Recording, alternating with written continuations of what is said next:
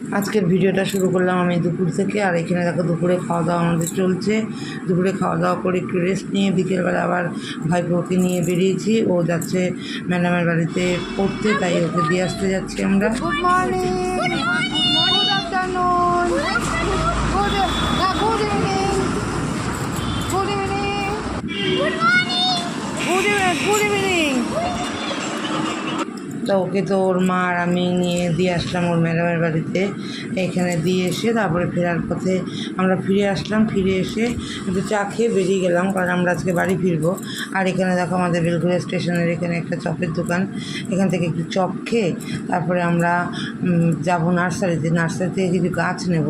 তো এখানে নার্সারিতে এসেছি। নার্সারিতে এসে গাছগুলোতে বেশ সুন্দর 4টে গাছ নিয়ে নিলাম।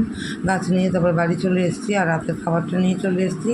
ফ্রেশ হয়ে নিয়ে রাতের খাবারটা নিয়ে বসে পড়লাম। তো চলো